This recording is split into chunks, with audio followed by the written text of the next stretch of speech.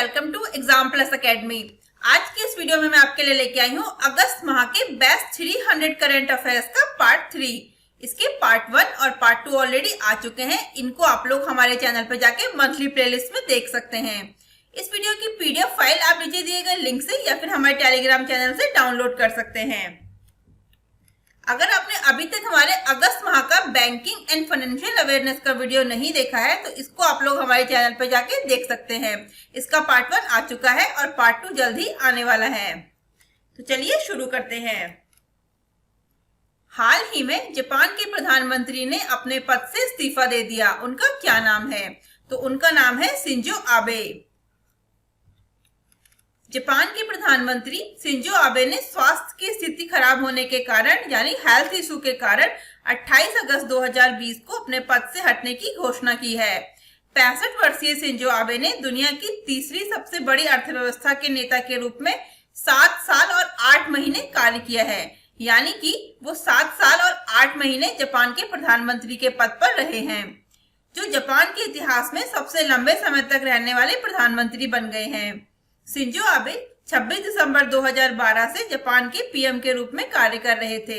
इससे पहले उन्होंने जुलाई 2006 से सितंबर 2007 के बीच कुछ समय के लिए प्रधानमंत्री के रूप में कार्य किया था। तब वह देश के सबसे कम उम्र के प्रधानमंत्री बने थे। तो शिंजो आबे जापान में सबसे कम उम्र के बनने वाले प्रधानमंत्री भी शिंजो आबे हैं और सबसे लंबे समय तक जापान में रहने वाले प्रधानमंत्री भी शिंजो आबे हैं। जापान की राजधानी है टोक्यो और जापान की करेंसी है जापानीज येन। नेक्स्ट क्वेश्चन, राष्ट्रीय खेल दिवस कब मनाया जाता है? तो राष्ट्रीय खेल दिवस हर साल 29 अगस्त को मनाया जाता है। भारत के हॉकी टीम के स्टार रहे मेजर ध्यानचंद की जयंती पर 29 अगस्त 2012 को पहला राष्ट्रीय खेल दिवस मनाया गया था। मेजर ध्यानचंद हॉकी खिलाड़ी के स्टार या हॉकी के जादूगर के रूप में भी जाना जाते थे। उनको हॉकी के जादूगर के रूप में जाना जाता था मेजर ध्यानचंद को, क्योंकि उनकी अवधि के दौरान उनकी टीम ने वर्ष 1928, 1932 और 1936 के दौरान ओलंपिक में स्वर्ण पदक हासिल किए थे। यानी कि उनकी टीम ने 3 बार 28, 1932 और 1936 में गोल्ड मेडल जीते थे ओलंपिक में। 1956 में मेजर ध्यानचंद को पद्म भूषण पुरस्कार से सम्मानित किया गया। वह यह सम्मान पाने वाले तीसरे नागरिक थे।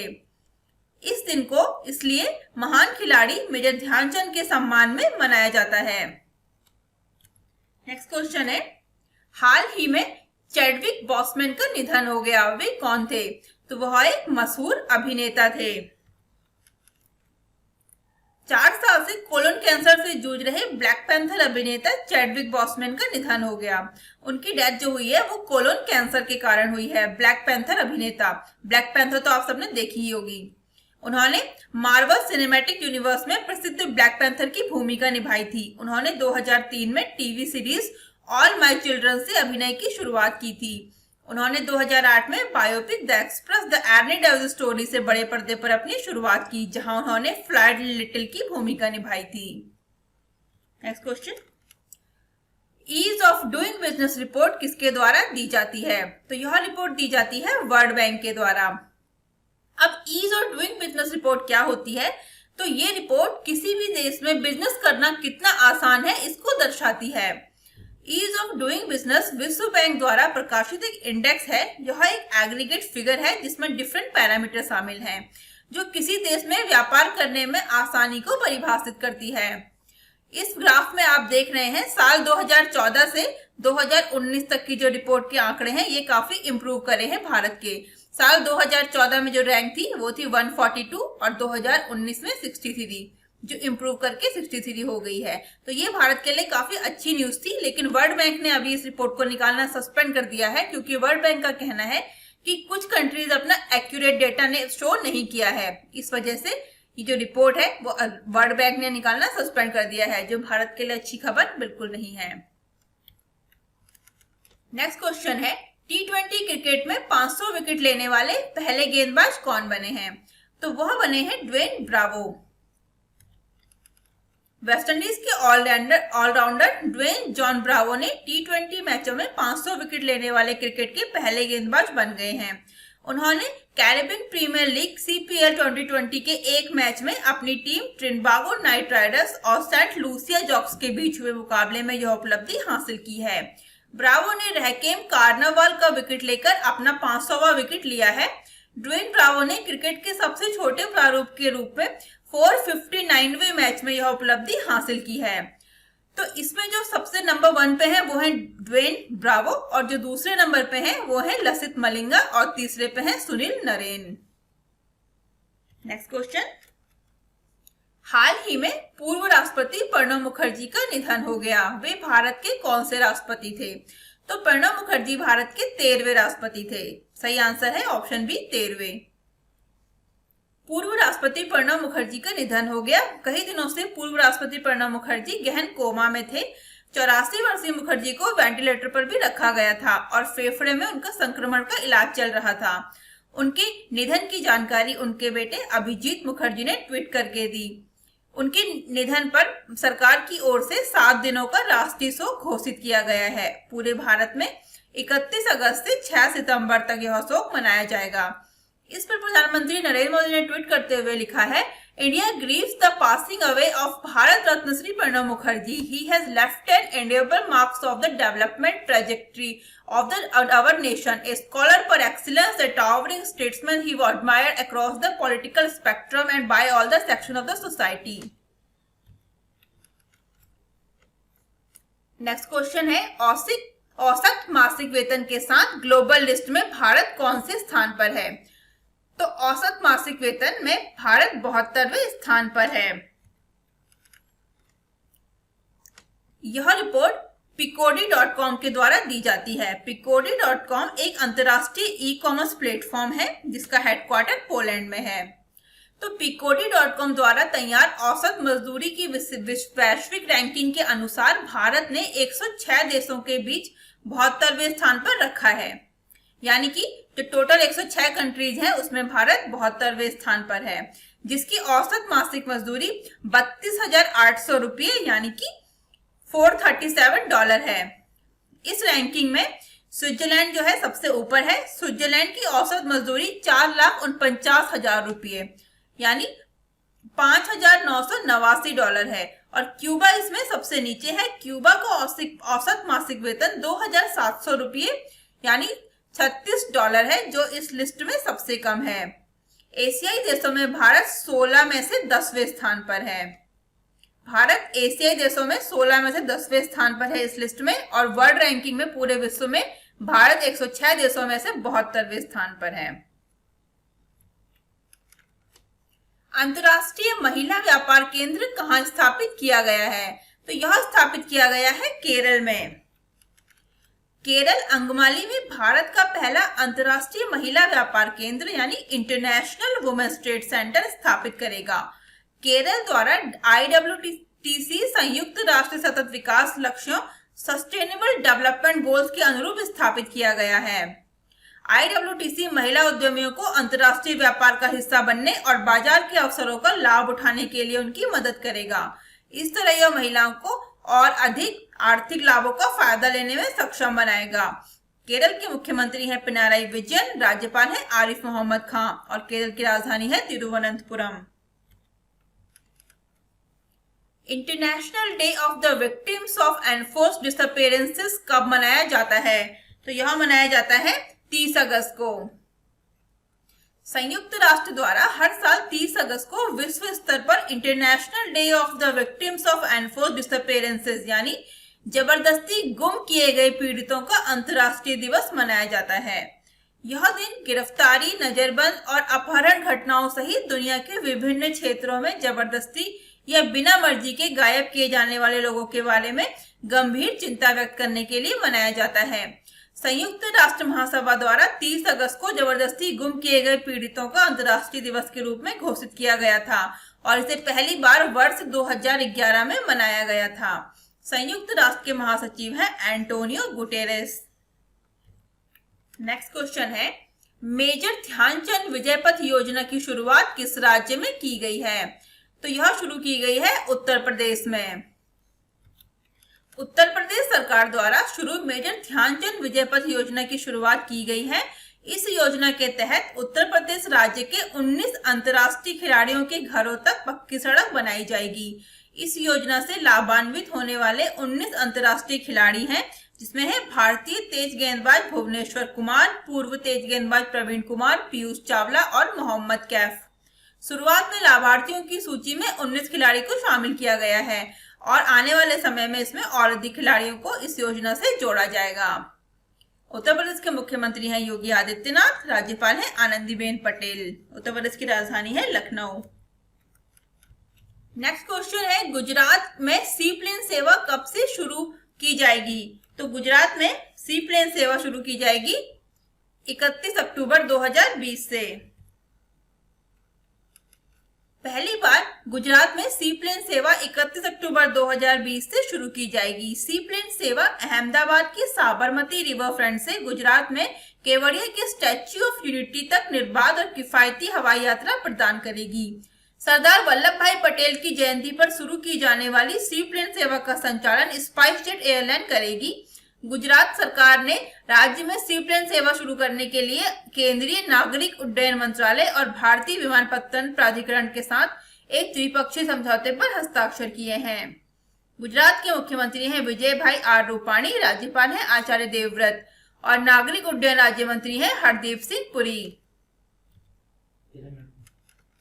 पेंशन भोगियों के लिए पेंशनर कॉर्नर मोबाइल ऐप किसके द्वारा विकसित की गई है?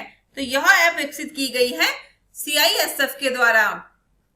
केंद्रीय औद्योगिक सुरक्षा बल यानी central industrial security force CISF ने अपने कर्मियों के लिए पेंशनर कॉर्नर मोबाइल ऐप विकसित की है।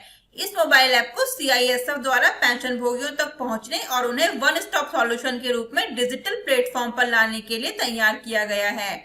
CISF के महानिदेशक हैं राजेश रंजन। एग्रीओटा ई मार्केटप्लेस प्लेटफॉर्म कहां शुरू किया गया है? तो यह शुरू किया गया है दुबई में। कम्युनिटी ट्रेड एंड एंटरप्राइज पर दुबई प्राधिकरण दुबई मल्टी कम्युनिटी सेंटर ने एक प्रौद्योगिकी संचालित एग्री कमोडिटी ट्रेडिंग और सोर्सिंग प्लेटफॉर्म एग्रीओटा ई मार्केटप्लेस शुरू किया है। ब्लॉकचेन का उपयोग करने वाला यह प्लेटफॉर्म भारत में लाखों ग्रामीण किसानों और UAE के खाद्य उपयोग के बीच के अंतर को कम करने में मदद करेगा। दुबई मल्टी कम्युनिटी सेंटर के मुख्य कार्यकारी अधिकारी हैं अहमद बिन सुलेम और UAE के राष्ट्रपति हैं शेख खलीफा बिन जायद अल नहयान और UAE की राजधानी अबू धाबी और करेंसी है संयुक्त अरब अमीरात दिरहम। फिडे ऑनलाइन शतरंज ओलंपियाड के विजेता कौन है? तो इसके विजेता हैं भारत और रूस। इसका सही आंसर है बोथ। भारत और रूस दोनों ही इसके विजेता हैं। भारत और रूस फिडे ऑनलाइन शतरंज ओलंपियाड के संयुक्त विजेता बन गए हैं। विश्व शतरंज शासी निकाय फिडे ने दोनों फाइनलिस्ट को संयुक्त विजेता के रूप में घोषित किया है, क्योंकि दूसरे मैच में कम से कम 2 गेम इंटरनेट कनेक्टिविटी के इशू से प्रभावित हो गए थे। कोरोना वायरस महामारी के कारण पहली बार फिडे ऑनलाइन शतरंज ओलंपियाड आयोजित किया गया था। शतरंज में यह सबसे बड़ी चैंपियनशिप है, क्योंकि ऑनलाइन टूर्नामेंट में लगभग 163 देशों ने हिस्सा लिया था। नेक्स्ट क्वेश्चन है, अगली पीढ़ी का स्टार्टअप चैलेंज चुनौती किसके द्वारा लॉन्च किया गया है? तो यह लॉन्च किया गया है रविशंकर प्रसाद के द्वारा। केंद्रीय इलेक्ट्रॉनिक्स और सूचना प्रौद्योगिकी मंत्री श्री रविशंकर प्रसाद द्वारा चुनौती एक अगली पीढ़ी की स्टार्टअप चैलेंज प्रतियोगिता शुरू की गई है। प्रतियोगिता का लक्ष्य भारत के टियर 2 शहरों पर विशेष ध्यान देने के साथ स्टार्टअप और सॉफ्टवेयर उत्पादों को और बढ़ावा देना है। नेक्स्ट क्वेश्चन है, पहली समुद्री एम्बुलेंस प्रतीक्षा की शुरुआत कहाँ की गई है? इसका सही आंसर है केरल। इसकी शुरुआत केरल में की गई है। केरल के मुख्यमंत्री पिनाराई विजयन ने केरल में तिरुवनंतपुरम जिले के विझिंजाम गांव में प्रतीक्षा नाम की पहली समुद्री एम्बुलेंस की शुरुआत की है। अन्य समुद्री एम्बुलेंस जिन्हें तैनात किया जाना है वह है प्रत्याशा और करुण्या। प्रत्याशा को एर्नाकुलम में और करुण्या को कोझिकोडे में तैनात किया जाएगा। केरल की राजधानी है तिरुवनंतपुरम। मुख्यमंत्री हैं पिनाराई विजयन और राज्यपाल हैं आरिफ मोहम्मद खान। नेक्स्ट क्वेश्चन, भारत का 51वां अंतर्राष्ट्रीय फिल्म महोत्सव 2020 कहाँ आयोजित किया जाएगा? तो यह आयोजित किया जाएगा गोवा में। भारत का 51वां अंतर्राष्ट्रीय फिल्म महोत्सव 20 नवंबर से 28 नवंबर तक गोवा में आयोजित किया जाएगा। यह फिल्म फेस्टिवल कोविड-19 के कारण एक हाइब्रिड फिल्म फेस्टिवल है जो आधिकारिक डिजिटल प्लेटफॉर्म पर फिल्मों के साथ साथ थिएटर स्क्रीनिंग भी प्रदर्शित करेगा। गोवा की राजधानी है पणजी, राज्यपाल है भगत सिंह कोश्यारी और मुख्यमंत्री है Pramod Sawant. Next question, Bharat Singapore रक्षा नीति वार्ता डीपीडी का यह कौन सा संस्करण है? तो यह है 14वीं भारत सिंगापुर रक्षा नीति वार्ता को वीडियो कॉन्फ्रेंसिंग के जरिए आयोजित किया गया था। भारत के रक्षा सचिव डॉक्टर अजय कुमार और सिंगापुर के स्थायी रक्षा सचिव श्री चेन हेंग ने इस वीडियो कॉन्फ्रेंसिंग की संयुक्त रूप से अध्यक्षता की। भारत और सिंगापुर के बीच मानवीय सहायता और आपदा राहत पर कार्यान्वयन व्यवस्था पर भी हस्ताक्षर किए गए। सिंगापुर के प्रधानमंत्री हैं Lee Hsien Loong. Healthy body healthy mind स्वास्थ्य अभियान किस राज्य में शुरू किया गया है? तो यह शुरू किया गया है दिल्ली में। दिल्ली सरकार ने कोविड-19 महामारी के कारण स्कूलों और कॉलेजों पर लगाए गए ताले की वजह से घरों में सीमित रहने वाले छात्रों के लिए हेल्दी बॉडी हेल्दी माइंड यानी स्वस्थ शरीर स्वस्थ दिमाग फिटनेस अभियान शुरू किया है। दिल्ली के मुख्यमंत्री हैं अरविंद केजरीवाल और लेफ्टिनेंट गवर्नर हैं अनिल बैजल। एचडीएफसी बैंक ने अपने ग्राहकों के डिजिटल अनुभवों को बेहतर बनाने के लिए किसके साथ साझेदारी की है? तो यह की है एडोबी के साथ। एचडीएफसी बैंक ने ग्राहकों के डिजिटल अनुभव को बेहतर बनाने के लिए एडोबी के साथ साझेदारी की है। यह साझेदारी एडोब एक्सपीरियंस क्लाउड सॉल्यूशन द्वारा संचालित है जो एचडीएफसी बैंक के किसी भी समय और कहीं भी नए और मौजूदा ग्राहकों को व्यक्तिगत डिजिटल अनुभव प्रदान करने में मदद करेगी। बैंक ग्राहकों की गहरी समझ विकसित करने के लिए एडोबी ऑडियंस मैनेजर में डेटा मैनेजमेंट प्लेटफॉर्म जैसे प्लेटफॉर्म का उपयोग करेगा। एनआरआई यूनिफाइड पोर्टल किस राज्य में लॉन्च किया गया है? तो यह लॉन्च किया गया है उत्तर प्रदेश में। उत्तर प्रदेश सरकार द्वारा एनआरआई यूनिफाइड पोर्टल लॉन्च किया गया। इस पोर्टल की मदद प्रवासी भारतीय और एनआरआई अपने मुद्दों को स्थानीय प्रशासन या राज्य सरकार के सहयोग से हल कर पाएंगे, क्योंकि ऐसे कई उदाहरण मिलते हैं जब उन्हें अपने परिवारों घर के साथ साथ स्थानीय प्रशासन के मुद्दों से जुड़ी समस्याओं को सुलझाने में मदद करने के लिए कोई मंच नहीं मिल पाता है। उत्तर प्रदेश के मुख्यमंत्री योगी आदित्यनाथ, राज्यपाल आनंदीबेन पटेल। अंतर्राष्ट्रीय बुकर पुरस्कार 2020 की विजेता कौन है? तो इस पुरस्कार की विजेता है डच लेखक मैरिके लुकास रिजनेवेल्ड। डच लेखक मैरिके लुकास रिजनेवेल्ड ने अपने पहले उपन्यास द डिस्कम्फर्ट ऑफ इवनिंग के लिए अंतर्राष्ट्रीय बुकर पुरस्कार 2020 जीता है। इसके साथ ही रिजनेवेल्ड 29 साल की उम्र में पुरस्कार जीतने के लिए सबसे कम उम्र की लेखिका बन गई हैं। यह किताब ग्रामीण नीदरलैंड के एक कट्टर ईसाई समुदाय के किसान परिवार की कहानी है। अंतर्राष्ट्रीय बुकर पुरस्कार को जान लेते हैं। अंतर्राष्ट्रीय बुकर पुरस्कार यह पुरस्कार हर साल किसी भी भाषा के काल्पनिक कथा उपन्यास को दिया जाता है जिसका अनुवाद अंग्रेजी में हुआ है और प्रकाशन ब्रिटेन अथवा आयरलैंड में हुआ हो। बुकर पुरस्कार क्रांसकार्ट एक चैरिटेबल फाउंडेशन द्वारा प्रायोजित है। यह इस फाउंडेशन के द्वारा दिया जाता है जिसका नाम है क्रांसकार्ट एक चैरिटेबल फाउंडेशन। हाल ही में टिकटॉक के सीईओ ने अपने पद से इस्तीफा दे दिया। उनका क्या नाम है? तो उनका नाम है Kevin Mayer, option C. TikTok के सीईओ केविन मेयर ने चीनी मालिक पर लोकप्रिय वीडियो ऐप को बेचने के लिए अमेरिका द्वारा बनाए जा रहे दबाव के बाद अपने पद से इस्तीफा दे दिया। यह इस्तीफा अमेरिकी राष्ट्रपति डोनाल्ड ट्रंप द्वारा टिकटॉक पर प्रतिबंध लगाने के आदेश के तहत दिया गया है, जिसमें उन्होंने टिकटॉक की मूल कंपनी बाइटडांस के 90 दिनों के भीतर इसे किसी अमेरिकी कंपनी को बेचने के लिए कहा था। उनकी जगह टिकटॉक के अमेरिकी महाप्रबंधक होंगे वेरेसा पॉपस लेंगे, जो उनकी जगह टिकटॉक के जो जगह लेंगे, जो सीईओ जो होंगे टिकटॉक के नेक्स्ट, वो होंगे वेनेसा पॉपस। टिकटॉक को बाइटडांस कंपनी द्वारा विकसित किया गया था। टिकटॉक की स्थापना 2012 में हुई थी और इसके संस्थापक हैं झांग येमिंग।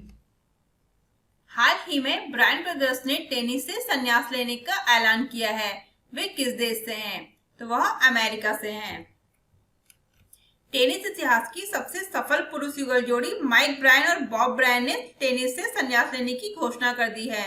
इस भाइयों की जोड़ी ने 26 सीजन में 119 ट्रॉफियों के साथ ओपन एरा रिकॉर्ड पर अपना कब्जा जमाया है, जिसमें सभी 4 ग्रैंड स्लैम, सभी 9 एटीपी मास्टर के साथ साथ ओलंपिक गोल्ड मेडल भी शामिल है। विश्व उर्दू सम्मेलन का आयोजन कहाँ किया गया है? तो इसका आयोजन किया गया है नई दिल्ली में। राष्ट्रीय उर्दू भाषा विकास परिषद द्वारा नई दिल्ली में विश्व उर्दू सम्मेलन का आयोजन किया गया। इस 2 दिवसीय सम्मेलन के उद्घाटन सत्र को केंद्रीय शिक्षा मंत्री श्री रमेश पोखरियाल निशंक ने संबोधित किया।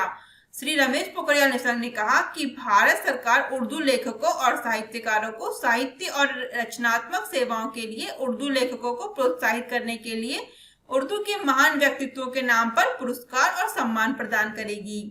राष्ट्रीय उर्दू भाषा विकास परिषद के डायरेक्टर हैं डॉक्टर अकील अहमद। हाल ही में भारत वियतनाम संयुक्त आयोग की कौन सी बैठक आयोजित की गई? तो वह की गई है अभी 17वीं। व्यापार, आर्थिक, वैज्ञानिक और तकनीकी सहयोग पर भारत वियतनाम संयुक्त आयोग की 17वीं बैठक वर्चुअली आयोजित की गई। वर्चुअली बैठक की सह अध्यक्षता विदेश मंत्री डॉक्टर एस जयशंकर और उनके समकक्ष वियतनामी फाम बिन मिन ने की। वियतनाम के प्रधानमंत्री हैं गुयेन जुआन फुक और वहां की करेंसी है वियतनामी डोंग और वहां की राजधानी है Hanoi. National security challenge young scholar perspective नामक पुस्तक का विमोचन किसके द्वारा किया गया है? तो इसका विमोचन किया गया है मनोज मुकुंद नरवाणे के द्वारा। भारतीय सेना प्रमुख जनरल मनोज मुकुंद नरवाणे ने national security challenges young scholars perspective नामक एक पुस्तक का विमोचन किया है, जो विश्वविद्यालय स्नातक स्तर के छात्रों से लेकर डॉक्टरेट उम्मीदवारों तक आधारित है। इस पुस्तक को RB think tank centre for land warfare studies द्वारा प्रकाशित किया गया है। इस पुस्तक में राष्ट्रीय सुरक्षा से संबंधित विभिन्न विषय हैं। इसका उद्देश्य इस देश के युवाओं के बीच रणनीतिक सोच विकसित करना है। विक्रेता निष्पादन मूल्यांकन प्रणाली किसके द्वारा विकसित की गई है? तो यह विकसित की गई है NHAI के द्वारा, यानी भारतीय राष्ट्रीय राजमार्ग प्राधिकरण। National highway authority of India ने अपने कंसल्टेंट्स, ठेकेदारों और रियायतों के लिए एक पारदर्शी और व्यापक निष्पादन रेटिंग प्रणाली बनाने के लिए विक्रेता निष्पादन मूल्यांकन प्रणाली विकसित की है। इसके अलावा NHAI ने विभिन्न NHAI परियोजनाओं के लिए विक्रेताओं के प्रदर्शन को ट्रैक करने के लिए विक्रेताओं के पोर्टल आधारित उद्देश्य मूल्यांकन की भी शुरुआत की है। इसरो ने पहला नवाचार और इंक्यूबेशन सेंटर स्थापित करने के लिए किसके साथ समझौता किया है? तो वह किया है VSSUT के साथ। भारतीय अंतरिक्ष अनुसंधान संगठन इसरो और वीर सुरेंद्र साई प्रौद्योगिकी विश्वविद्यालय यानी VSSUT ने अंतरिक्ष अनुसंधान को बढ़ावा देने के लिए अपनी तरह का पहला नवाचार और incubation centre VSSUT space innovation centre, जिसका नाम है VSSSIC, स्थापित करने के लिए एक समझौता ज्ञापन पर हस्ताक्षर किए हैं। इसरो के अध्यक्ष हैं KS सिवन और इसरो का हेडक्वार्टर है बेंगलुरु कर्नाटक में। VSSUT के कुलपति हैं यानी वाइस चांसलर हैं अटल चौधरी और उसका हेडक्वार्टर है संबलपुर ओडिशा में। संस्कृति मंत्रालय ने ASI के कितने सर्कलों की घोषणा की है? तो संस्कृति मंत्रालय ने अभी ASI के 7 नए सर्कलों की घोषणा की है। आर्कियोलॉजिकल सर्वे ऑफ इंडिया, जिसे ASI बोलते हैं, केंद्रीय संस्कृति और पर्यटन राज्य मंत्री प्रहलाद सिंह पटेल ने भारतीय पुरातत्व सर्वेक्षण के 7 नए सर्कलों की घोषणा की है। ये नए सर्कल मध्य प्रदेश, तमिलनाडु, उत्तर प्रदेश, कर्नाटक, पश्चिम बंगाल और गुजरात में बनाए गए हैं। 7 नए सर्कल के साथ मंत्री ने कर्नाटक में हम्पी मिनी सर्कल को पूर्ण सर्कल में बदलने की भी घोषणा की है। राष्ट्रीय GIS सक्षम भूमि बैंक प्रणाली की शुरुआत किसके द्वारा की गई है? तो इसकी शुरुआत की गई है पीयूष गोयल के द्वारा। केंद्रीय वाणिज्य और उद्योग मंत्री पीयूष गोयल ने राष्ट्रीय GIS सक्षम भूमि बैंक प्रणाली की शुरुआत की। इस प्रणाली को राज्यों के उद्योग मंत्रियों, केंद्र शासित प्रदेशों के प्रशासकों एवं केंद्रीय तथा राज्य सरकारों के वरिष्ठ अधिकारियों के साथ आयोजित वर्चुअल मीटिंग के दौरान लॉन्च किया गया। इस पहल का समर्थन invest India national centre of geo informatics यानी एनसीओजी, राष्ट्रीय ई गवर्नेंस प्रभाग एनईजीडी, इलेक्ट्रॉनिक्स एवं सूचना प्रौद्योगिकी मंत्रालय तथा Bhaskaracharya institute for space applications and geo informatics द्वारा किया जा रहा है। विश्व जल सप्ताह कब से कब तक मनाया गया है? यह मनाया गया है 24 अगस्त से 28 अगस्त तक विश्व जल सप्ताह। नेक्स्ट क्वेश्चन है, इंडियन नेवी ने अपना वॉरशिप कहां तैनात किया है?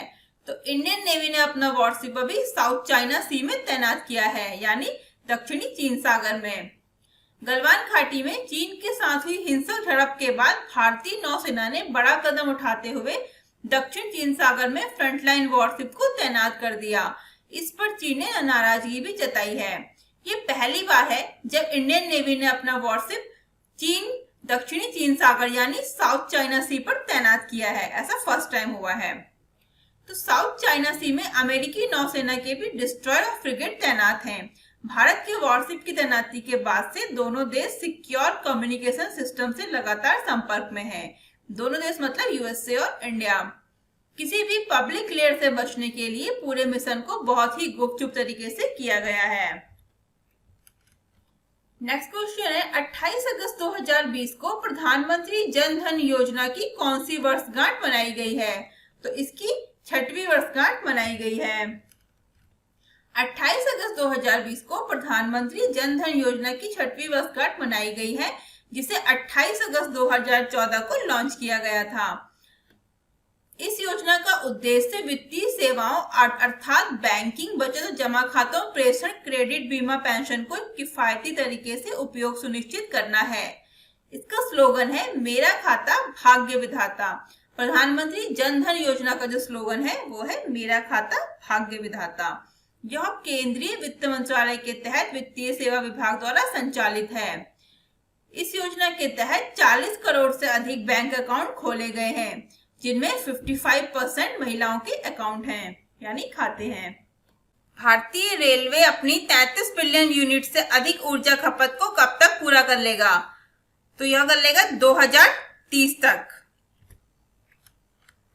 27 अगस्त 2020 को भारतीय रेलवे अपनी सभी ऊर्जा जरूरतों के लिए 100% आत्म टिकाऊ बनने और राष्ट्रीय सौर भारत के मिशन में योगदान देने के लिए केंद्रीय रेल मंत्री पीयूष गोयल की अध्यक्षता में हितधारकों के साथ कई विषयों पर चर्चा का आयोजन किया। भारतीय रेलवे अपनी ऊर्जा खपत को पूरा करने के लिए जो 2030 तक 33 बिलियन यूनिट से अधिक होगी। भारतीय रेलवे ने 2030 तक खाली भूमि का उपयोग करके 20 गीगावाट क्षमता के सौर ऊर्जा संयंत्रों को स्थापित करने के लिए एक मेगा योजना विकसित की है। केंद्रीय रेल मंत्री हैं पीयूष गोयल और राज्य मंत्री हैं सुरेश अंगदी चन्नबसप्पा। नेक्स्ट क्वेश्चन है, ICAR IIHR बीज पोर्टल का एकीकरण SBI योनो कृषि वेब अनुप्रयोग के साथ किसके द्वारा किया गया है? तो यह किया गया है नरेंद्र सिंह तोमर के द्वारा। 26 अगस्त 2020 को नरेंद्र सिंह तोमर केंद्रीय कृषि और किसान कल्याण मंत्री ने सरकार के ऑनलाइन बीज पोर्टल भारतीय कृषि अनुसंधान परिषद ICAR के साथ भारतीय स्टेट बैंक SBI योनो कृषि मंच का एकीकरण किया। इस एकीकरण के साथ किसान अनुसंधान संस्थान द्वारा प्रमाणित बीज भी खरीद सकेंगे। इस वर्चुअल लॉन्च इवेंट के गेस्ट ऑफ ऑनर SBI के चेयरमैन रजनीश कुमार थे। ICAR IIHR के डायरेक्टर हैं डॉक्टर MR दिनेश और इसका हेड ऑफिस है बेंगलुरु कर्नाटका में। हाल ही में निशांत थारंगा परनविताना ने इंटरनेशनल क्रिकेट से संन्यास का ऐलान किया है। वे किस देश से हैं? तो वह है श्रीलंका से। 27 अगस्त 2020 को श्रीलंकाई ओपनिंग बल्लेबाज निशांत थारंगा परनविताना ने 38 साल की उम्र में अंतर्राष्ट्रीय क्रिकेट के सभी प्रारूपों से संन्यास की घोषणा की है। उन्होंने 32 टेस्ट मैचों में श्रीलंका का प्रतिनिधित्व किया, जिसमें 2 शतक और 11 अर्धशतक सहित 1792 रन बनाए हैं। वह प्रथम श्रेणी क्रिकेट में 12,522 रनों के साथ श्रीलंका के सबसे ज्यादा रन बनाने वाले खिलाड़ी हैं। उन्होंने फरवरी 2009 में पाकिस्तान के खिलाफ डेब्यू किया था और नवंबर 2012 में राष्ट्रीय टीम के लिए अपना अंतिम मैच खेला। पुलिस अनुसंधान एवं विकास ब्यूरो BPRND द्वारा अपनी स्वर्ण जयंती वर्षगांठ कब मनाई गई है? तो यह मनाई गई है 28 अगस्त को। पुलिस अनुसंधान एवं विकास ब्यूरो द्वारा 28 अगस्त 2020 को अपनी स्वर्ण जयंती वर्षगांठ मनाई गई। BPRND की स्थापना भारत सरकार के गृह मंत्रालय के एक प्रस्ताव के जरिए 28 अगस्त 1917 को की गई थी। ब्यूरो की स्थापना नीति निर्माण करने, पुलिस समस्याओं के त्वरित एवं प्रणालीगत अध्ययन को बढ़ावा देने, पुलिस द्वारा पद्धति एवं तकनीकों में विज्ञान एवं प्रौद्योगिकी अनुप्रयोग करने के उद्देश्य के लिए की गई थी। पुलिस अनुसंधान एवं विकास ब्यूरो के महानिदेशक हैं VSK कौमुदी। फ्यूचर ग्रुप की रिटेल बिजनेस को किसने खरीदा है? तो फ्यूचर ग्रुप की जो रिटेल बिजनेस है उसको रिलायंस ग्रुप ने खरीदा है। रिलायंस इंडस्ट्री की subsidiary company Reliance retail ventures limited RRVL future group की रिटेल एंड होलसेल बिजनेस और लॉजिस्टिक्स एंड वेयरहाउसिंग बिजनेस का अधिग्रहण करने जा रही है। इससे रिलायंस फ्यूचर ग्रुप के बिग बाजार, इजी डे और FPB के 1800 से अधिक स्टोर तक पहुंच बनाएगी, जो देश के 420 शहरों में फैले हुए हैं। यह डील 24,713 करोड़ रुपए में फाइनल हुई है। रिलायंस रिटेल की डायरेक्टर हैं ईशा अंबानी। हाल ही में AR लक्ष्मण का निधन हो गया। वे कौन थे? तो वह एक जज से, यानी न्यायाधीश। सुप्रीम कोर्ट के पूर्व न्यायाधीश जस्टिस AR लक्ष्मणन का निधन हो गया। उनका जन्म 22 मार्च 1942 को तमिलनाडु के शिवगंगा जिले के देवकोट्टई में हुआ था। उन्हें 20 दिसंबर 2002 को सर्वोच्च न्यायालय के न्यायाधीश के रूप में नियुक्त किया गया था और 22 मार्च 2007 को वो सेवानिवृत्त यानी रिटायर हुए थे। वर्तमान में वे न्यायमूर्ति AS आनंद की अध्यक्षता वाले मुलई पेरियार पैनल तमिलनाडु के प्रतिनिधि थे। सुश्री सुधा पेनुली को 2020 के कौन से पुरस्कार से सम्मानित किया जाएगा? तो उनको राष्ट्रीय शिक्षक पुरस्कार से सम्मानित किया जाएगा। सुश्री सुधा पेनुली को राष्ट्रीय शिक्षक पुरस्कार 2020 के लिए चुना गया है। उन्हें राष्ट्रीय पुरस्कार 2020 के लिए चुने गए 47 उत्कृष्ट शिक्षकों की सूची में शामिल किया गया था। इन शिक्षकों का चयन केंद्रीय शिक्षा मंत्रालय के स्कूल शिक्षा और साक्षरता विभाग द्वारा गठित राष्ट्रीय स्तर पर एक स्वतंत्र निर्णायक मंडल ने किया है। लद्दाख ने अपना पहला शहीद दिवस कब मनाया है? तो लद्दाख ने अपना पहला शहीद दिवस मनाया है 27 अगस्त को। स्वर्गीय लोब्जंग सोनसो तासे अंगचुक ने 24 जनवरी 1981 को अनुसूचित जनजाति के दर्जे के लिए नवांग रिचेन स्वांगदोरजे और सेरिंग स्टोपदान ने लद्दाख को केंद्र शासित प्रदेश का दर्जा दिलाने के लिए 27 अगस्त 1989 को आंदोलन में सर्वोच्च बलिदान दिया है। LBA के अध्यक्ष PT कुंजनंग ने कहा कि इन शहीदों ने लद्दाख को अनुसूचित जनजाति और केंद्र शासित प्रदेश का दर्जा दिलाने के लिए संघर्ष के दौरान अपने प्राणों की आहुति दी थी। इसलिए 27 अगस्त को लद्दाख अपना पहला शहीद दिवस मना रहा है इस बार। SBI म्यूचुअल फंड के नए MD और CEO कौन बने हैं? तो वह बने हैं विनय टोन्स। विनय टोन्स को SBI म्यूचुअल फंड के MD और CEO के रूप में नियुक्त किया गया है। वह अश्विनी भाटिया का स्थान लेंगे, जिन्हें हाल ही में भारतीय स्टेट बैंक के MD के रूप में नियुक्त किया गया है। SBI म्यूचुअल फंड की स्थापना हुई थी जून 1987 में और इसका हेडक्वार्टर है मुंबई। टेस्ट क्रिकेट में 600 विकेट लेने वाले पहले तेज गेंदबाज कौन बने हैं? तो वह बने हैं जेम्स एंडरसन। इंग्लैंड के जेम्स एंडरसन टेस्ट क्रिकेट में 600 विकेट लेने वाले पहले तेज गेंदबाज बन गए हैं। उन्होंने पाकिस्तान के खिलाफ खेले गए एक मैच में अजहर अली को आउट करने के बाद यह उपलब्धि हासिल की है। वह अब 3 स्पिनरों मुथैया मुरलीधरन, शेन वॉर्न और अनिल कुंबले के बाद टेस्ट विकेट लेने वाले चौथे गेंदबाज बन गए हैं। निर्यात तैयारी सूचकांक यानी एक्सपोर्ट प्रिपेयर्डनेस इंडेक्स 2020 पर किसके द्वारा रिपोर्ट जारी की गई है? तो यह रिपोर्ट जो जारी की गई है वह की गई है नीति आयोग के द्वारा। इसका सही आंसर है ऑप्शन सी, नीति आयोग। नीति आयोग ने प्रतिस्पर्धात्मक संस्थान इंस्टीट्यूट ऑफ कॉम्पिटिटिवनेस की साझेदारी में निर्यात तैयारी सूचकांक एक्सपोर्ट प्रिपेयर्डनेस इंडेक्स 2020 पर रिपोर्ट जारी की। इस रिपोर्ट में भारतीय राज्यों की निर्यात तैयारी और प्रदर्शन का मूल्यांकन किया गया। गुजरात, महाराष्ट्र और तमिलनाडु निर्यात तैयारी सूचकांक 2020 में टॉप 3 पर है।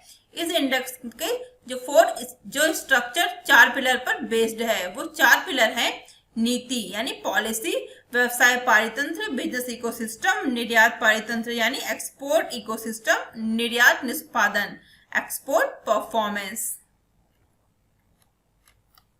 यूईएफए चैंपियंस लीग 2019-20 के विजेता कौन बने हैं? तो इसके जो विजेता बने हैं वह बने हैं बायर्न म्यूनिख। जर्मन पेशेवर स्पोर्ट्स क्लब बायर्न म्यूनिख ने पेरिस सेंट जर्मेन को 1-0 से हराकर यूईएफए चैंपियंस लीग 2019-20 का खिताब अपने नाम कर लिया है।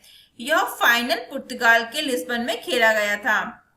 इसके साथ ही बायर्न म्यूनिख पहले यूरोपीय कप विजेता बन गया है जिसने टूर्नामेंट के दौरान अपने सभी मैच जीते हैं। बायर्न म्यूनिख का यह छठा यूरोपियन चैंपियंस लीग खिताब है। महिला ब्रिटिश ओपन 2020 खिताब किसने जीता है? तो ये जो खिताब जीता है यह जीता है सोफिया पोपोव ने। जर्मनी की गोल्फर सोफिया पोपोव ने स्कॉटलैंड के रॉयल ट्रॉन में 2 स्ट्रोक से थाईलैंड की जैस्मिन सुवानापुरा को हराकर वुमेन ब्रिटिश ओपन 2020 का खिताब जीत लिया है। इसके खिताब के साथ सोफिया एलपीजीए टूर का प्रमुख खिताब जीतने वाली जर्मनी की पहली महिला गोल्फर बन गई है। महिला समानता दिवस कब मनाया जाता है? महिला समानता दिवस मनाया जाता है 26 अगस्त को। सन 1920 में इस दिन संयुक्त राज्य अमेरिका के संविधान में 19वां संशोधन स्वीकार किया गया था। यह दिन महिलाओं को पुरुषों के समान मानने की दिशा में एक कदम है। संयुक्त राज्य अमेरिका में गृह युद्ध से पहले महिलाओं के मताधिकार के लिए आंदोलन शुरू किया गया था।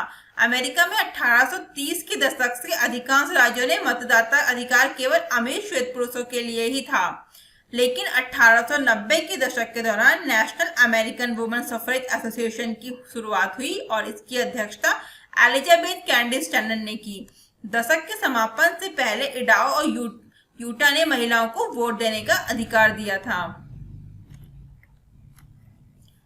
लिबर्टी सेविंग अकाउंट सेवा की शुरुआत किस बैंक ने की है?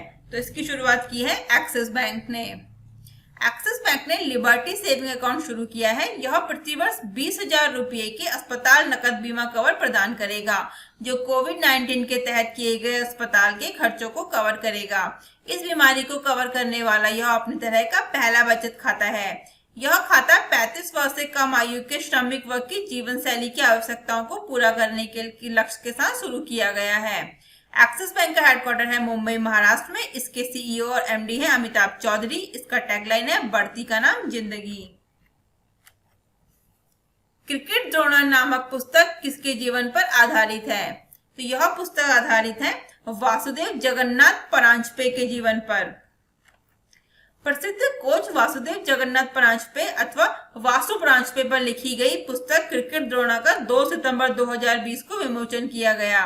यह पुस्तक वासुदेव जगन्नाथ परांजपे के बेटे और वर्तमान राष्ट्रीय चयनकर्ता जतिन परांजपे के साथ मिलकर क्रिकेट पत्रकार आनंद वासु द्वारा लिखी गई है और इसे पेंगुइन द्वारा प्रकाशित किया गया है। इस पुस्तक में गावस्कर, तेंदुलकर, राहुल द्रविड़ और रोहित शर्मा जैसे भारत के महान क्रिकेटरों के करियर को आगे बढ़ाने में परांजपे के प्रभाव के बारे में भी बताया गया है। हाल ही में विश्व स्वास्थ्य संगठन ने अफ्रीका को किस बीमारी से मुक्त होने का ऐलान किया है? तो अफ्रीका को अभी पोलियो से मुक्त होने का ऐलान किया है डब्ल्यूएचओ ने।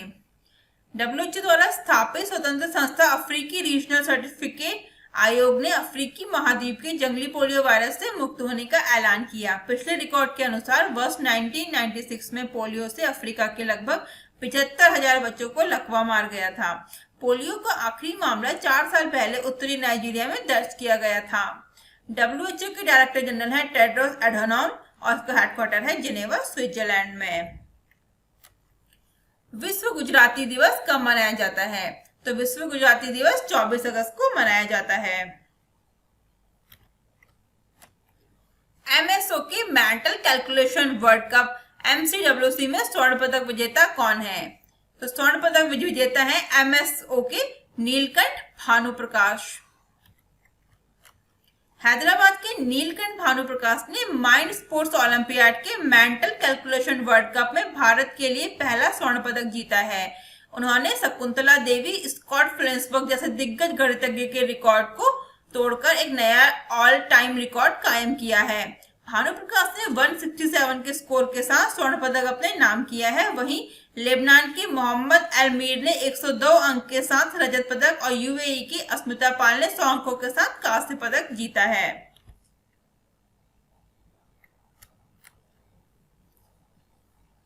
प्रधानमंत्री मुद्रा योजना के तहत कौन सा राज्य महिलाओं को ऋण देने की सूची में सबसे ऊपर है? तो यह है तमिलनाडु।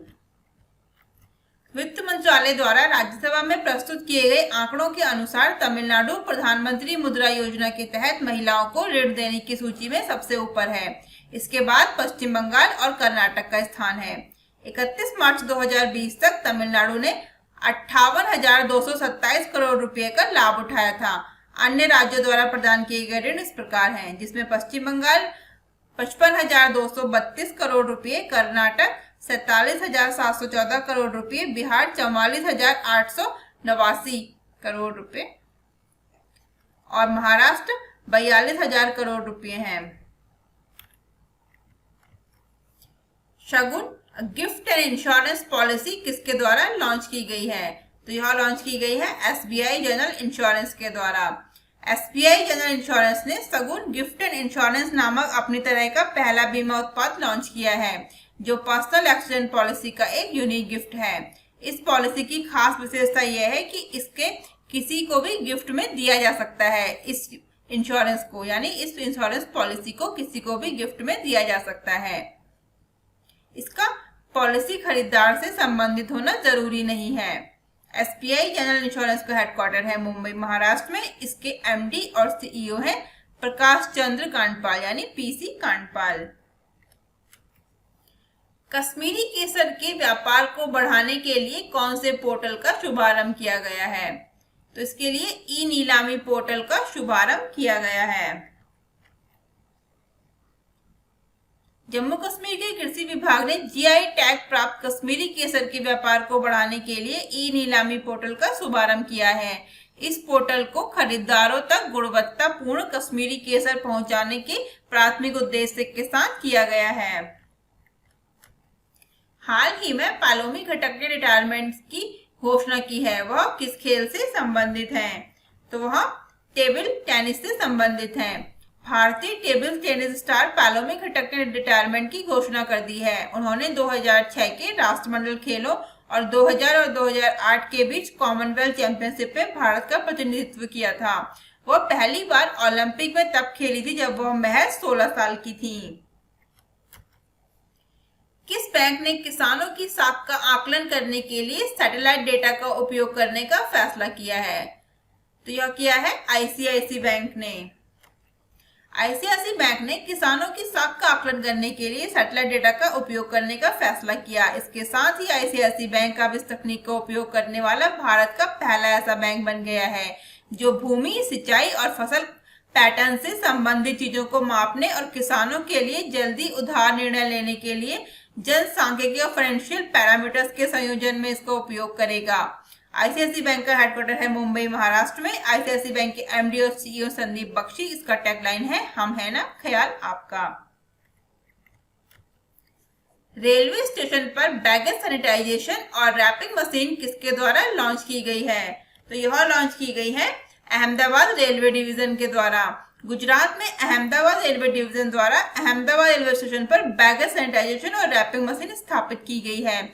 यह मशीन भारतीय रेलवे में स्थापित की गई अपनी तरह की पहली मशीन है। इस मशीन का उद्देश्य कोरोना महामारी के दौरान सुरक्षित यात्रा सुनिश्चित करना है। इसमें सामान को 30-60 डिग्री यानी पूरी तरह से सैनिटाइजेशन के लिए अल्ट्रावायलेट विकिरण का उपयोग किया जाता है।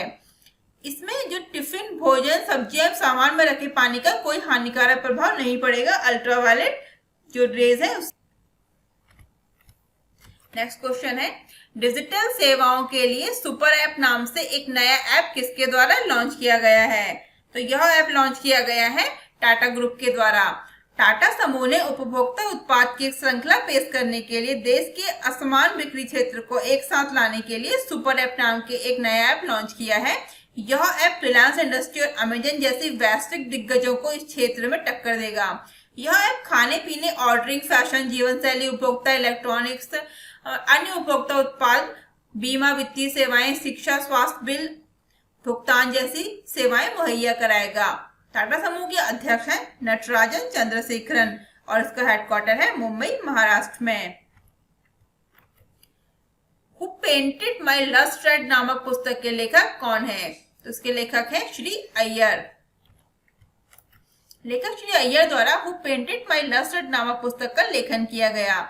इस किताब की थीम जब बॉलीवुड क्रिकेट से मिलता है तो राजनेताओं से मिलता है यह है। यह पुस्तक श्री अय्यर की मनी ट्रायोलॉजी श्रृंखला पुस्तक की दूसरी पुस्तक है। पहली पुस्तक who painted my money white थी। माई आईएएफ किसके द्वारा लॉन्च किया गया है? तो यह इंडियन एयरफोर्स के द्वारा लॉन्च किया गया है। वायुसेना प्रमुख राकेश कुमार सिंह भदौरिया ने भारतीय वायुसेना में शामिल होने के इच्छुक उम्मीदवारों को करियर से संबंधित जानकारी और विवरण प्रदान करने के लिए माई एएफ नामक एक मोबाइल नया एप्लीकेशन लॉन्च किया है। इस ऐप को centre for development of advance computing यानी सीडेक के सहयोग से विकसित किया गया है। भारतीय वायुसेना की स्थापना हुई थी 8 अक्टूबर 1932 में और इसके हेडक्वार्टर है नई दिल्ली में। Army 2020 international military and technical forum में इंडिया पवेलियन का उद्घाटन कहाँ किया गया है? तो इसका उद्घाटन किया गया है रशिया में यानी रूस में। रूस के मॉस्को में सचिव राजकुमार और भारतीय राजदूत डीवी वेंकटेश वर्मा द्वारा army 2020 international military and technical forum में इंडिया पवेलियन का उद्घाटन किया गया। इस फोरम का आयोजन रूसी रक्षा मंत्रालय द्वारा 20-29 अगस्त को मॉस्को के पास पैट्रियट पार्क में किया जा रहा है, जो साल 2015 में इस आयोजन का स्थल रहा है। रूस के राष्ट्रपति हैं व्लादिमीर पुतिन और राजधानी है मॉस्को। जी सतीश रेड्डी का डीआरडीओ के अध्यक्ष के रूप में कार्यकाल कितने समय के लिए बढ़ा दिया गया है? तो उनके कार्यकाल को अभी 2 साल के लिए बढ़ा दिया गया है। प्रसिद्ध भारतीय वैज्ञानिक जी सतीश रेड्डी को डीआरडीओ यानी रक्षा अनुसंधान और विकास संगठन के अध्यक्ष के रूप में कार्यकाल को 2 साल के लिए बढ़ा दिया गया है। उन्हें 2 साल के लिए अगस्त 2018 में इस पद पर नियुक्त किया गया था। इसके अलावा वह 26 अगस्त के बाद 2 वर्षों के लिए रक्षा अनुसंधान एवं विकास विभाग डीआरडीओ के सचिव भी होंगे। डीआरडीओ का मुख्यालय है नई दिल्ली में। इसकी स्थापना हुई थी 1958 में। स्वच्छता ही सेवा कार्यक्रम के पुरस्कार के विजेता कौन है? तो इसके विजेता है NLCIL। भारत सरकार के नवरत्न NLCIL इंडिया लिमिटेड ने स्वच्छता ही सेवा कार्यक्रम के कार्यान्वयन में अत्यंत मूल्यवान योगदान देने के लिए पुरस्कार जीता है। NLCIL के सीएमडी राकेश कुमार ने NLCIL के प्रयासों को पूरी नेवेली को प्लास्टिक मुक्त, स्वच्छ और हरे भरे परिसर में बदलने और स्वच्छता ही सेवा 2019 पुरस्कार की घोषणा करने की प्रयास किया था। NLCIL की स्थापना हुई थी 1956 में। इसका हेडक्वार्टर है नेवेली, चेन्नई, तमिलनाडु में। हाल ही में कैमरन व्हाइट ने क्रिकेट के सभी फॉर्मेट से संन्यास लेने की घोषणा की है। वे किस देश से हैं? तो वे ऑस्ट्रेलिया से हैं। ऑस्ट्रेलियाई ऑलराउंडर कैमरन व्हाइट ने क्रिकेट के सभी फॉर्मेट से संन्यास लेने की घोषणा की है। उन्होंने ऑस्ट्रेलिया के लिए 4 टेस्ट मैचों सहित 91 वनडे इंटरनेशनल ओडीआई और 47 टी20 इंटरनेशनल मैच खेले हैं। इसके अलावा उन्होंने 7 अंतर्राष्ट्रीय मैचों में ऑस्ट्रेलियाई सीमित ओवरों की टीम का भी नेतृत्व किया है। उन्होंने टेस्ट में 146 रन, वनडे में 2072 रन और टी20 में 984 रन बनाए हैं। हाल ही में पास्कल लिसोवा का निधन हो गया। वे किस देश के पूर्व राष्ट्रपति थे? तो वह कांगो गणराज्य के पूर्व राष्ट्रपति थे। वह 1960 में कांगो के स्वतंत्र देश बनने के बाद कृषि मंत्री बने। उन्होंने 1992 से 1997 तक राष्ट्रपति के रूप में कार्य किया। उन्होंने अल्फोंस मासब्बा डिबेट के राष्ट्रपति काल में प्रधानमंत्री के रूप में कार्य किया था। कांगो गणराज्य के हाई कोर्ट ने 2001 में देशद्रोह और भ्रष्टाचार के लिए पास्कल लिसोवा को 30 साल की सजा सुनाई थी। कांगो गणराज्य के वर्तमान में राष्ट्रपति हैं डेनिस सासो गुगेसा और कांगो के प्रधानमंत्री हैं क्लेमेंट मोम्बा। कांगो की राजधानी है ब्राज़ाविल। अर्थ ओवरशूट डे 2020 कब मनाया गया है? तो अर्थ ओवरशूट डे 2020 मनाया गया है 22 अगस्त को। अब अर्थ ओवरशूट डे क्यों मनाया जाता है? तो यह इस साल का सबसे बड़ा बहुत दिन होता है जब मानवता द्वारा वर्ष के जैविक संसाधनों और सेवाओं की मांग उस वर्ष पृथ्वी की उत्पादन क्षमता से अधिक हो जाती है। पहला ग्लोबल अर्थ ओवरशूट डे अभियान 2006 में शुरू किया गया था। भारतीय स्टेट बैंक का नया एमडी किसे नियुक्त किया गया है? तो भारतीय स्टेट बैंक का नया एमडी नियुक्त किया गया है अश्विनी भाटिया को। भारत सरकार द्वारा अश्विनी भाटिया को एसबीआई का नया एमडी नियुक्त किया गया है। वे 31 मई 2022 तक यानी उनके रिटायरमेंट तक एमडी के पद पर कार्यरत रहेंगे। उन्हें पीके गुप्ता के स्थान पर नियुक्त किया गया है जो 31 मार्च को रिटायर हुए हैं। अश्विनी भाटिया वर्तमान में एसबीआई म्यूचुअल फंड के एमडी और सीईओ के रूप में काम कर रहे हैं। भारतीय स्टेट बैंक के अध्यक्ष हैं रजनीश कुमार। इसकी स्थापना हुई थी 1 जुलाई 1955 को और इसका हेडक्वार्टर है मुंबई में। भारत के सबसे लंबे नदी रोपवे का उद्घाटन कहाँ किया गया है? तो वह किया गया है असम में। असम में भारत के सबसे लंबे नदी रोपवे का उद्घाटन किया गया। यह रोपवे कुल 1.8 किलोमीटर लंबा है जो ब्रह्मपुत्र नदी पर गुवाहाटी और उत्तरी गुवाहाटी को आपस में जोड़ता है। इस रोपवे का संचालन गुवाहाटी के कचहरी घाट से उत्तरी गुवाहाटी के डोल गोविंदा मंदिर के बीच में किया गया है। तो ये जो सबसे लंबा नदी रोपवे बना है ये बना है ब्रह्मपुत्र नदी पे असम में। असम के मुख्यमंत्री हैं सर्बानंद सोनोवाल और राज्यपाल हैं जगदीश मुखी। असम की राजधानी है दिसपुर। जीआईजी अपॉर्चुनिटीज नामक पहल किसके द्वारा शुरू की गई है? तो यह पहल शुरू की गई है एक्सिस बैंक के द्वारा। एक्सिस बैंक द्वारा जीआईजी अपॉर्चुनिटीज नामक एक नई पहल शुरू की गई है। इस पहल का उद्देश्य कुशल प्रतिभाओं को आकर्षित करना है जो देश में कहीं से भी अथवा दूर दराज से बैठे बैंक के साथ काम कर सकें। एक्सिस बैंक की इस पहल का लक्ष्य 800 से 1000 लोगों को रोजगार मुहैया कराना है। एक्सिस बैंक के एमडी सीईओ है अमिताभ चौधरी। इसका हेडक्वार्टर है मुंबई महाराष्ट्र में। ओपन एपीआई सर्विस किसके द्वारा शुरू की गई है? तो यह सर्विस शुरू की गई है आरोग्य सेतु के द्वारा। आरोग्य सेतु द्वारा एक नई सुविधा ओपन एपीआई सर्विस शुरू की गई है ताकि लोगों, व्यवसाय और अर्थव्यवस्था को सामान्य स्थिति में लौटने के प्रयास में मदद मिल सके। नई लॉन्च की गई सेवा संगठनों और अपने कर्मचारियों के डेटा गोपनीयता का उल्लंघन किए बिना उनके स्वास्थ्य स्थिति के साथ साथ किसी अन्य आरोग्य सेतु उपयोगकर्ता के बारे में जानने में मदद मिलेगी।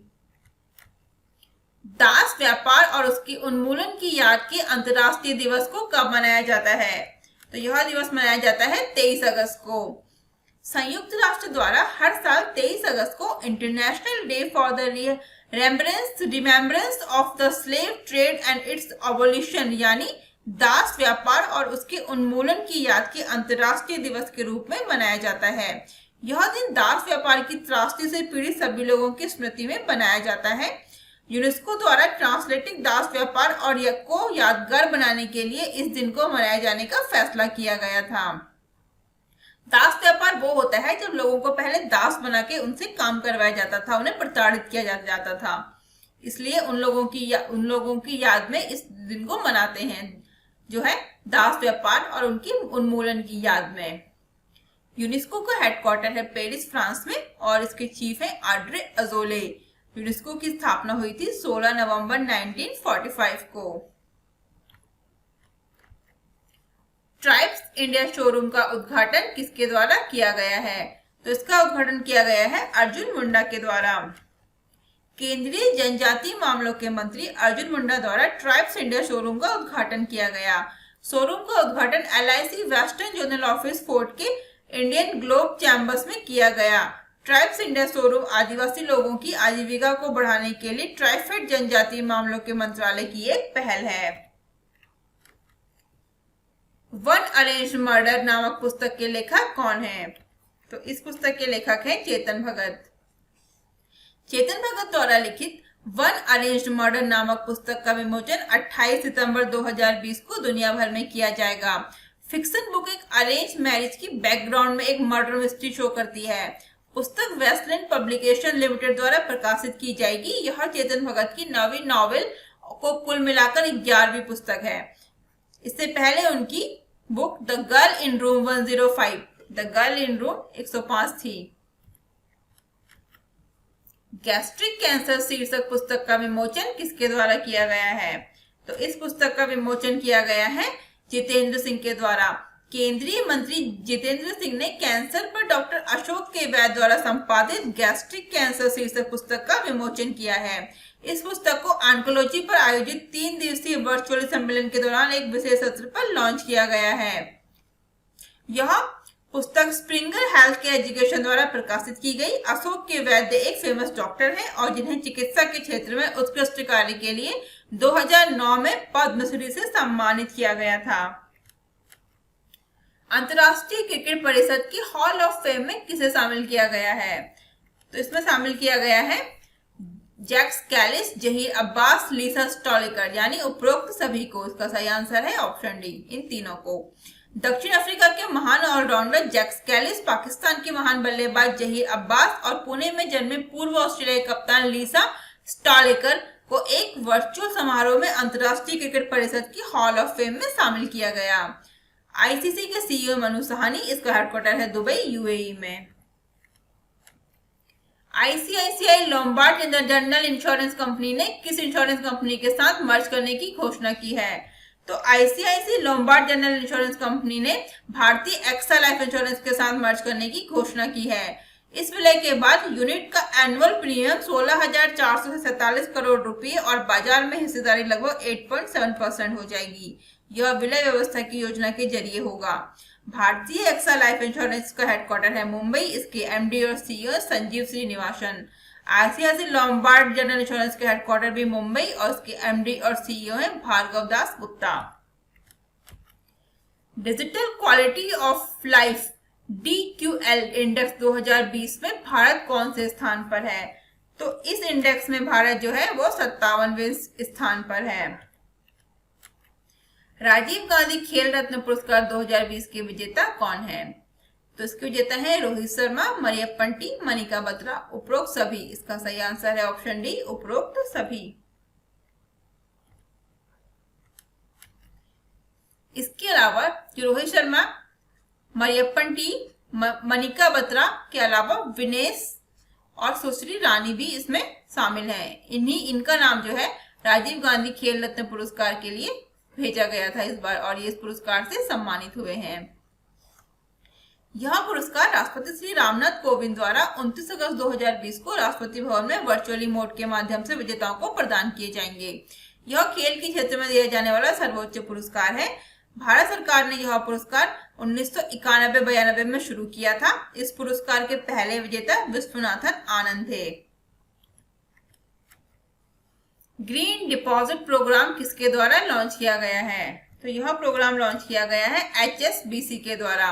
HSBC इंडिया द्वारा ग्रीन डिपॉजिट प्रोग्राम शीर्षक कार्यक्रम शुरू किया गया। ग्रीन डिपॉजिट प्रोग्राम को विशेष रूप से कॉर्पोरेट ग्राहकों के लिए लॉन्च किया गया है।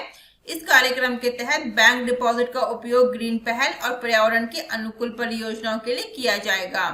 HSBC का फुल फॉर्म है Hong Kong and Shanghai banking corporation. इसका हेडक्वार्टर है लंदन, यूके में और इसके CEO है नॉयल क्विनन और इसके फाउंडर है थॉमस सुदरलैंड और इसकी स्थापना हुई थी 3 मार्च 1865 को हांगकांग में। भारत के नए चुनाव आयुक्त कौन होंगे? तो भारत के नए चुनाव आयुक्त होंगे राजीव कुमार। भारत सरकार द्वारा राजीव कुमार को भारत के नए चुनाव आयुक्त के रूप में नियुक्त किया गया है। उनकी नियुक्ति चुनाव आयुक्त का पदभार ग्रहण करने की तिथि से प्रभावी होगी। उनकी नियुक्ति अशोक लवासा के स्थान पर होगी, जिन्होंने हाल ही में राष्ट्रपति को अपना इस्तीफा सौंप दिया था। राजीव कुमार झारखंड कैडर के 1984 बैच के आईएएस ऑफिसर हैं। वर्तमान में मुख्य चुनाव आयुक्त हैं सुनील अरोड़ा। एक संकल्प बुजुर्गों के नाम नामक अभियान किस राज्य में चलाया जा रहा है? तो यह अभियान चलाया जा रहा है मध्य प्रदेश में। मध्य प्रदेश की छतरपुर पुलिस द्वारा राज्य में कोविड-19 के दौरान एक संकल्प बुजुर्गों के नाम नामक अभियान चलाया जा रहा है। एक संकल्प बुजुर्गों के नाम यानी वृद्धों की प्रतिबद्धता वैश्विक महामारी कोविड-19 के दौरान घरों में अकेले रहने वाले बुजुर्गों और असहाय लोगों के लिए एक वरदान साबित हो रहा है। इस अभियान के तहत पुलिस द्वारा बुजुर्ग व्यक्तियों के भोजन से लेकर उनके स्वास्थ्य तक की देखभाल की जा रही है। यह अभियान मध्य प्रदेश पुलिस के आदर्श वाक्य यानी देशभक्ति जनसेवा के अनुरूप चलाया गया है।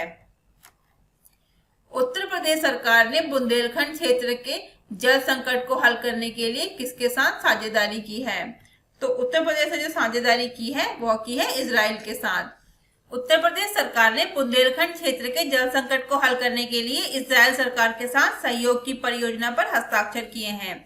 दोनों सरकारों के बीच साझेदारी बुंदेलखंड के सूखा प्रभावित क्षेत्रों में जल संकट की समस्या का समाधान करना है। यह बुंदेलखंड जैसे पानी की कमी वाले क्षेत्रों के लिए नवीनतम कृषि प्रौद्योगिकी जैसे ड्रिप सिंचाई से क्षेत्रीय किसानों की सहायता करेगा।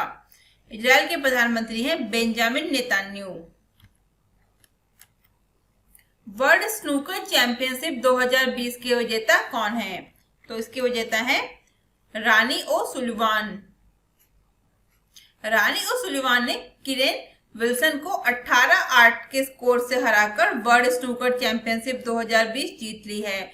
उन्होंने शेफील्ड के क्रूसिबल थिएटर में अपनी छठे विश्व चैंपियनशिप खिताब को जीता है। इस जीत के बाद रानी ओसुलिवान अब रेडन 1978 की 45 वर्ष में जीत के बाद विश्व स्नूकर चैंपियनशिप के सबसे पुराने विजेता बन गए हैं। साथ ही वह पिछले साल के चैंपियंस जुड ट्रम्प के बाद विश्व रैंकिंग में दूसरे स्थान पर पहुंच गए हैं। स्विट्जरलैंड की हेल्प लॉजिस्टिक के साथ किस संस्थान ने एक समझौता ज्ञापन पर हस्ताक्षर किए हैं? तो इस पर हस्ताक्षर किए हैं आईआईएम कोझिकोड ने। कोझिकोड के भारतीय प्रबंधन संस्थान आईआईएम कोझिकोड द्वारा स्विट्जरलैंड की हेल्प लॉजिस्टिक के साथ एक समझौता ज्ञापन पर हस्ताक्षर किए गए हैं।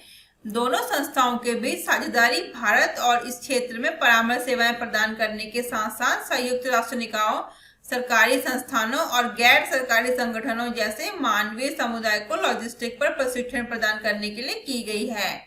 आईआईएम कोझिकोड के डायरेक्टर हैं देवाशीष चटर्जी। भारतीय तटरक्षक बल ने कौन सी इंटरसेप्टर नाव का जिला वितरण किया है? यह किया है ICGSC 454 का।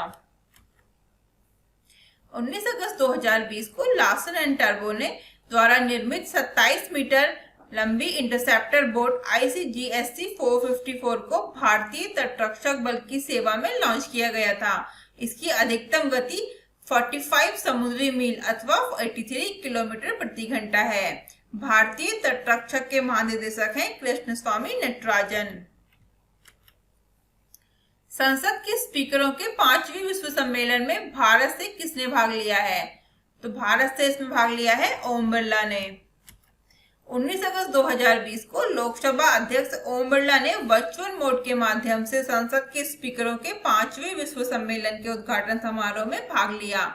यह पहली बार है कि अंतर्राष्ट्रीय संसदीय सम्मेलन वर्चुअल मोड में आयोजित किया जा रहा है। अंतर संसदीय संघ IPU के प्रेसिडेंट है गैब्रिएला क्यूवास बेरोन और इसका हेडक्वार्टर है जिनेवा स्विट्जरलैंड में। NHAI ने पौधारोपण की निगरानी के लिए कौन सा मोबाइल ऐप शुरू किया है? तो इसने जो अभी शुरू किया है वह किया है हरित पथ। सड़क एवं परिवहन मंत्री नितिन गडकरी ने इस ऐप का उद्घाटन किया है। सड़क परिवहन और राजमार्ग मंत्रालय ने सार्वजनिक क्षेत्र के उपक्रम national highway authority of India की सहायता से हरित पथ नामक एक मोबाइल ऐप विकसित किया है। यह ऐप राष्ट्रीय राजमार्गों के फैलाव के साथ वृक्षारोपण की निगरानी के लिए नियोजित किया जाएगा। कौन सा देश 5 आइज ग्रुप का मेंबर बनना चाहता है? तो अभी जापान 5 आइज ग्रुप का मेंबर बनना चाहता है। Interactive video game corona fighters की शुरुआत किसके द्वारा की गई है? इस गेम की शुरुआत की गई है डॉक्टर हर्षवर्धन के द्वारा। स्वास्थ्य मंत्री डॉक्टर हर्षवर्धन ने कोविड-19 महामारी पर कोरोना फाइटर्स नाम के पहले इंटरैक्टिव गेम की शुरुआत की है। 20 अगस्त को डॉक्टर हर्षवर्धन ने 2 नए वीडियो भी लॉन्च किए जिनमें प्रमुख कोविड उपयुक्त व्यवहारों का पालन किया गया है। डॉक्टर हर्षवर्धन ने कहा, यह गेम कोविड-19 महामारी से लड़ने के लिए लोगों को सही उपकरण व्यवहार सिखाने के लिए एक नया और बेहद रचनात्मक तरीका प्रस्तुत करता है। वर्ल्ड सीनियर सिटीजन डे कब मनाया जाता है? तो यह मनाया जाता है 21 अगस्त को। वर्ल्ड सीनियर सिटीजन डे हर साल 21 अगस्त को विश्व स्तर पर विश्व वरिष्ठ नागरिक दिवस के रूप में मनाया जाता है। यह दिवस वृद्ध लोगों को प्रभावित करने वाले मुद्दों के बारे में जागरूकता बढ़ाने, जैसे कि उम्र के साथ गिरते स्वास्थ्य और बुजुर्गों के साथ दुर्व्यवहार और समर्थन, सम्मान और वरिष्ठ नागरिकों की उपलब्धियों को सम्मानित और उन्हें पहचानने के लिए मनाया जाता है। इसके अलावा विश्व वरिष्ठ नागरिक दिवस समाज में वृद्ध लोगों के योगदान को चिन्हित करने के लिए भी मनाया जाता है। संयुक्त राष्ट्र महासभा द्वारा 14 दिसंबर 1990 को इस दिवस को मनाने का फैसला किया गया था। टोक्यो ओलंपिक में भारतीय टीम का स्पॉन्सर कौन होगा? तो ये होगा आइनॉक्स। भारतीय ओलंपिक संघ और आइनॉक्स ग्रुप ने टोक्यो ओलंपिक में टीम इंडिया को सपोर्ट करने के लिए एक स्पॉन्सरशिप समझौते पर हस्ताक्षर किए हैं, जिससे हाल ही में 23 जुलाई से 8 अगस्त 2021 तक आयोजित करने के लिए पुनः निर्धारित किया गया था। यह साझेदारी समझौता समूह की मनोरंजन कंपनी आइनॉक्स लीजर लिमिटेड के माध्यम से टीम इंडिया के प्रचार को आगे बढ़ाएगी। ट्राइफूड परियोजना किसके द्वारा लॉन्च की गई है? जो ट्राइफूड परियोजना है यह लॉन्च की गई है अर्जुन मुंडा के द्वारा, केंद्रीय जनजातीय मामलों के मंत्री अर्जुन मुंडा द्वारा। ट्राइफूड परियोजनाओं के तृतीय प्रसंस्करण केंद्रों का वर्चुअली लॉन्च किया गया। ट्राइफूड परियोजनाओं को महाराष्ट्र के रायगढ़ और छत्तीसगढ़ के जगदलपुर में शुरू किया गया। इस परियोजना से जनजातीय उद्यमशीलता को बढ़ावा देने में मदद मिलने की उम्मीद है। स्वच्छ सर्वेक्षण 2020 के अनुसार भारत का सबसे स्वच्छ शहर कौन सा है? तो इसके अनुसार भारत का सबसे स्वच्छ शहर है वह है इंदौर। वर्ष 2020 के स्वच्छ सर्वेक्षण पुरस्कार में इंदौर ने लगातार चौथे वर्ष भारत का सबसे स्वच्छ शहर होने का अपना दर्जा बनाए रखा है। केंद्रीय मंत्री हरदीप सिंह पुरी ने आवास और शहरी मामलों के मंत्रालय द्वारा नई दिल्ली में स्वच्छ महोत्सव के नाम से आयोजित आभासी कार्यक्रम को में स्वच्छ सर्वेक्षण 2020 के पुरस्कारों की घोषणा की है। यह देश की वार्षिक स्वच्छता सर्वेक्षण का 5वां संस्करण है।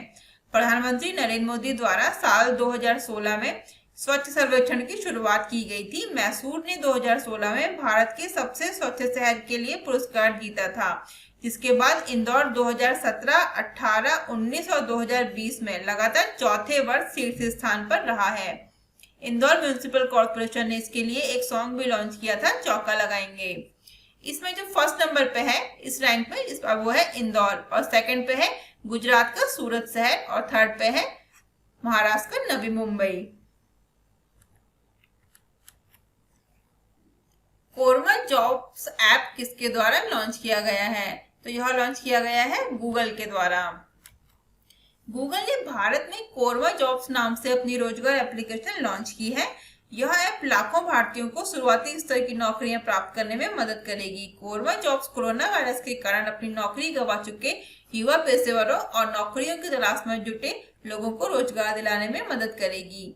गूगल ने पहली बार 2018 में बांग्लादेश में इस रोजगार एप्लीकेशन को लॉन्च किया था। गूगल के सीईओ सुंदर पिचाई और इसका हेडक्वार्टर है कैलिफोर्निया, यूएसए में। आतंकवाद के पीड़ितों की याद और श्रद्धांजलि देने का अंतर्राष्ट्रीय दिवस कब मनाया जाता है? तो यह मनाया जाता है 21 अगस्त को। संयुक्त राष्ट्र द्वारा हर साल 21 अगस्त को international day of remembrance and tribute to the victims of terrorism यानी आतंकवाद के पीड़ितों की याद और श्रद्धांजलि देने का अंतर्राष्ट्रीय दिवस के रूप में मनाया जाता है। यह दिन दुनिया भर में आतंकवाद की वजह से घायल, मौत का शिकार हुए लोगों, पीड़ितों और प्रभावितों को सम्मान, समर्थन व सहायता देने के लिए मनाया जाता है। इस वर्ष तीसरा दिवस मनाया जा रहा है। पीड़ितों को उनके साथ हुए हादसे के बारे में बताने और लोगों को अपने बचने के अनुभव के बारे में बताने के लिए संयुक्त राष्ट्र महासचिव एंटोनियो गुटेरेस की भागीदारी में not forgotten stories of remembrance of the victims of terrorism पर एक उच्च स्तरीय कार्यक्रम आयोजित किया जाएगा। कॉमन एलिजिबिलिटी टेस्ट सीईटी का आयोजन कौन से पदों के उम्मीदवारों के लिए किया जाएगा? तो यह किया जाएगा ग्रुप बी और ग्रुप सी, यानी इसका जो सही आंसर है वो है ऑप्शन डी, बी और सी। हाल ही में भारत के पूर्व एथलेटिक कोच पुरुषोत्तम राय का निधन हो गया। वे कौन से पुरस्कार से सम्मानित थे? तो वह द्रोणाचार्य पुरस्कार से सम्मानित थे। भारत के पूर्व एथलेटिक कोच पुरुषोत्तम राय का निधन हो गया। वह पूर्व कोच भारत में किसी कोच को दिए जाने वाले सर्वोच्च खेल पुरस्कार द्रोणाचार्य पुरस्कार लेने से कुछ घंटे पहले ही उनका निधन हो गया। वह एथलेटिक्स में द्रोणाचार्य पुरस्कार जीतने वाले कर्नाटक के तीसरे व्यक्ति बन गए हैं। ओणम का त्योहार किस राज्य में मनाया जाता है? तो ओणम का त्योहार केरल में मनाया जाता है। लोगों का विश्वास है कि तिरुओणम का वह अवसर है जब सम्राट महाबली की आत्मा केरल की यात्रा करती है। इस उपलक्ष्य में स्थान स्थान पर सहभोज और उत्सव का आयोजन होता है। केरल में बड़े पैमाने पर इस पर्व को मनाया जाता है। केरल में सभी धर्मों के लोगों के द्वारा यह पर्व मनाया जाता है। केरल की राजधानी है तिरुवनंतपुरम और वहां के मुख्यमंत्री हैं पिनाराई विजयन और राज्यपाल है आरिफ मोहम्मद खान। गंगा एक्सप्रेसवे बनाने की योजना कहां शुरू की जा रही है? तो यह शुरू की जा रही है उत्तर प्रदेश में। आप लोग हमसे सोशल मीडिया प्लेटफॉर्म पर भी जुड़ सकते हैं। Instagram, Facebook, Telegram, Twitter, WhatsApp का लिंक आपको नीचे डिस्क्रिप्शन बॉक्स में मिल जाएगा। अगर आपको मेरा वीडियो पसंद है तो प्लीज इसे लाइक करें, शेयर करें और चैनल को सब्सक्राइब करें। Thank you, thanks for watching. मिलते हैं मेरे नेक्स्ट वीडियो में।